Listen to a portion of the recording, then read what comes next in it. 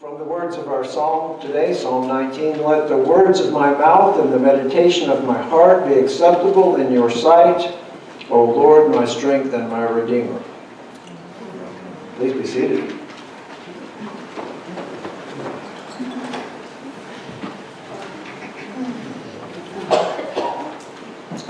It's really great to be back after a week away. I feel so energized just by 1 week off. Maybe I should take 4 or 5. What do you think? No, it's really great. Just have a few days off and just go somewhere else and get a different perspective. You just come back ready to go. And today's a great day. We've got great things to talk about. Hopefully the sermon will be part of that, but I look forward to our announcements and then putting our hands to work on Stanfield cutoff today. That's great. Just a quick review, since I'm doing some Bible study here always. Again, what are some of the wisdom books in the Old Testament? Anybody know? Some of the wisdom literature in the Old Testament. We've been talking about it. Proverbs. Proverbs? Wisdom. Well, that's in the Apocrypha. I was going to say archipelago. That's Apocrypha. Ecclesiastes. Ecclesiastes. Kings. First and Second Kings. No, those would be historical books. Well, I won't make you keep guessing. We've got Proverbs. Did anybody say Proverbs? Yes. Okay, Proverbs, we said. Ecclesiastes. Job's another one. Song of Solomon's. And some say the Psalms are also a book of wisdom, although I look at it more as a book of poetry, but it's also classified as wisdom literature. So we've got 5 books. You know that now, right? Okay, so today we're going to talk about how useless knowledge can be.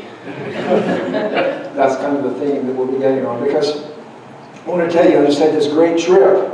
Went to North Carolina with my fiancée, Mary Sogard, and it was an early flight out of Ontario. We got there at about 4:45 in the morning, running late. And many of you can identify with this. You struggle to get a parking spot, and then you're making your dash to the terminal, right? And you forget to memorize where you put your car. So, actually, I didn't forget, because Mary said to me, you ought to stop and write it down. You ought to stop and write it down. But me and my stubbornness said, I know where it is. It's D3. And I tucked that into my head. And we made our dash to the terminal. Turned out to be a whole series of flights. I'll come back to the parking in a minute. But anyway, before we left Ontario, the plane pulled out. It was just getting ready to take off, and the guy in front of us had a fainting spell. And so they stopped the plane and turned around and brought him back. And that was the beginning of our flight. Then we got to Charlotte, and Hurricane Ida was still circulating, so they closed the airport just as we arrived. And we got to circulate Charlotte for an hour, looking down over the beautiful greenery of western North Carolina. Then on the way back home, we stopped at the Denver airport, and there was no ground crew. So we were on time, but we couldn't get off the plane, because there we were with no ground crew for about half an hour or so. We finally made it back to Ontario at 11 o'clock at night after a wonderful trip, but extremely tired. And it began to dawn on me, where did I park the car? And I remembered, oh, it's D3, because I put that up here in my head, because I'm so smart, right? It's D3. So I told Mary, you just wait here, I'll go get you, let's stay here with the luggage, I'll go get the car, I'll be back in 10 minutes. Well, about a half hour later, I called her humiliated. I had walked all the way down to the next terminal at Ontario, had gone back and forth through every row of every parking place, especially D3, twice. And I said, I cannot find our car. I'm going to get the police to help us. And I came back and talked to a policeman, and she'd had enough of it, so she took off back to find the car. And I'm thinking, well, she'll never find it because I know. Right? 15 minutes later, she calls and says, found it. I said, where was it? D3. D3. Now that's my theme today. You think you know, but you do not know. And this is wisdom crying out in the streets. We had that wonderful proverb today. Wisdom cries out in the street. In the square, she raises her voice. Stuart, remember, write down where you parked. At the busiest corner she cries out, at the entrance of the city gate she speaks. And the fool says in his heart, I already know that. Right? Have you ever been there before? I already know that. Wisdom. One of the hardest things for us to really experience. Because we think we know a lot, don't we? And we do. We're pretty smart people. But have you ever been in a relationship with a smart person? Somebody who knows it all? Yeah. That relationship has got a challenge, doesn't it? Have you ever tried to make your point in a small group and you know it all and they don't? And how difficult is that? Wonderful knowledge to impart to someone else. Wisdom is a different way because knowledge knows all the facts. D3, knowledge knows the facts. But knowledge just puffs us up. You can know all things and be an absolute buffoon in public. Did you know that? You can know all things and absolutely poison a relationship. You can know all things and be very right, but be so very wrong. Because why? You have no wisdom. Wisdom is a rare commodity. And in the Old Testament reading today, in Proverbs, wisdom actually takes on a female perspective. Imagine that, guys. Wisdom in the Old Testament is a female voice. Chokmah. Or in the New Testament, the Greek is Sophia. We all know that one, right? Sophia means wisdom, Loretta. So in this passage in Proverbs, it is the voice of wisdom, the female personification calling out. It's wisdom calling out in the streets. It's the voice of the female chokmah that says, listen to me. Well, at its core, wisdom listens before it speaks. And maybe that's why in James, I told you a few weeks ago, I think James is one of the books of wisdom of the New Testament. And that wonderful passage in James says, let us all be quick to hear and slow to speak. Why is that? Because in that interval, you might attain a little bit of wisdom. Something happens when we take time to listen. Because wisdom, unlike knowledge, knowledge puffs up, but wisdom brings us to a place of humility. Whereas knowledge is dealing with the facts, wisdom deals with feelings and relationships and connections. Wisdom is a wonderful thing, and it's so hard to have.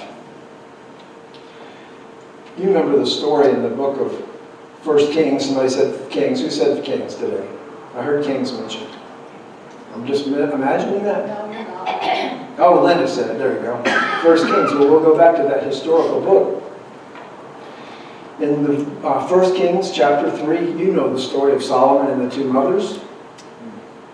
But let me tell it again. Because we don't hear it. We don't hear it read very much in our public worship. It's a wonderful, powerful story. So let me just tell it as best I can.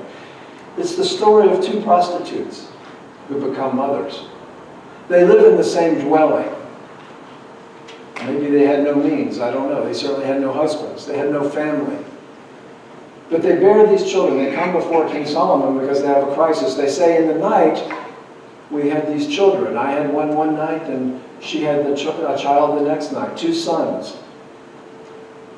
In the night, what happened is one of the sons died next to his mother's chest, and she had rolled over on the child, suffocating it. Well, what she did, and her deceptive response to that, was to take her dead son and put it next to the mother of the living son, and take the living son and bring it to her bed. So in the morning when the other mother woke, she found, and went to feed her baby, she found a dead son. And in the light of the day, she said, this is not my son. And so the two mothers come before the king, pleading their case, and both of them claiming that the living baby is my baby. King Solomon in his wisdom says to them, well, bring me a sword. I will cut the baby in half, and both of you can have a half. But that, of course, one mother says, that's a great idea. The other mother says, no, this is my son. Give it to the woman that he might live. And so King Solomon there knows who the true mother is, right? That's the course of wisdom. Wisdom isn't not A or B, because we always look at life that way, right? Especially in our politics today. Everything is either black or white, A or B, Republican or Democrat or whatever. You're right. I'm right. Excuse me. I'm right. You're wrong. Let's get that straight. Isn't that the way it is? I'm right. You're wrong. One or the other. But divine wisdom says there's a third way. That's the hardest way. Why does that way call us to listen? Because it's unnatural to us. If it was just a matter of accumulating knowledge, it would be so easy. And that's what we do, and that's where we end up, in this point of division that we find ourselves in so many ways. God is calling us to a greater wisdom, and it comes at great cost, because we have to be slow to speak and quick to hear. We have to walk the way of humility. We have to walk the way of compassion. We have to walk the way of community and connections. And we have to be willing to change. That's the hardest of all. I was thinking about this, about the serenity prayers. Many of you know this by heart, right? The serenity prayer. God grant me the serenity to accept the things I cannot change, the courage to change the things I can, and the wisdom to know the difference. Help me to know what I don't really know, and to find a third way. Help me to manifest the character of God through the furnace of affliction, or at least adversity. Many of us don't know affliction, but we do know adversity, right? Help me to manifest your character through the disagreement I might have in the field of knowledge with some other group or some other person. And lead me to the third way, where I can have wisdom. D3. Why couldn't I find that car? It was in the same parking lot where Mary was looking. I looked D3 two, maybe three times, up and down the rows. I knew the car was there and it was invisible to me. The pride of knowledge.